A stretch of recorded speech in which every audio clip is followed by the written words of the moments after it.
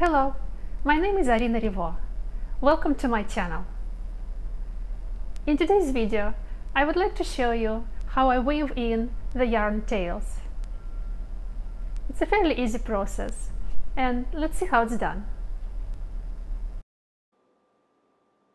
The first way of weaving in the yarn tails is using a hook. And the hook is really helpful when you have shorter yarn ends. So what we're doing, we are following the direction of the yarn in the stitches.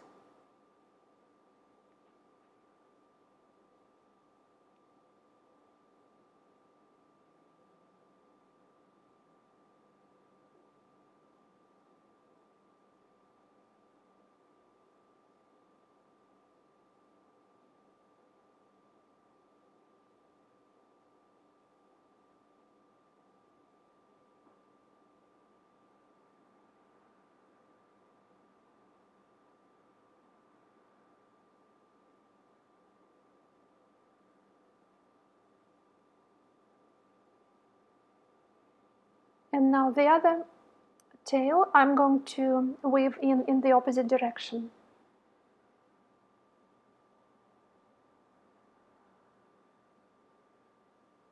So I'm going to do the same. I'm going to weave it into the same column of stitches, but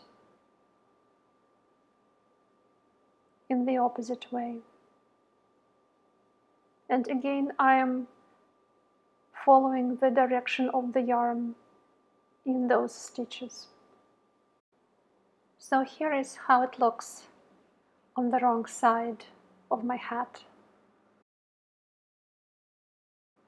Another way of weaving in the yarn tails is with a blunt tapestry needle, and it's a much preferred way of doing this because it saves you a lot of time.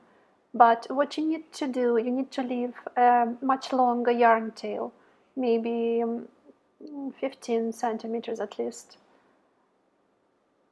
It's way faster. So when you weave in, when you move your needle along the stitches, again following the direction of the yarn, you can do a number of stitches at the same time. Not stitch by stitch, but you can see I'm probably doing 10 stitches at once.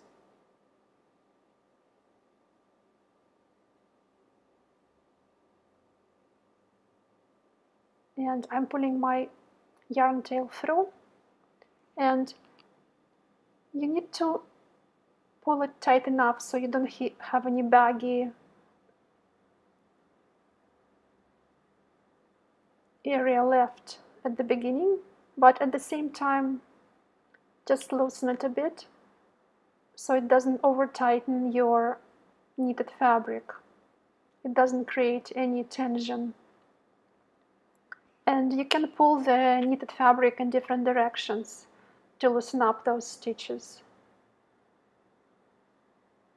And you can help yourself also with the needle. And this is how it looks on the wrong side. And now when we turn it inside out, this is how it looks on the right side. And here is the hat after it was washed. That's all I wanted to share with you today regarding the weaving in the yarn ends, and I'll see you in the next video.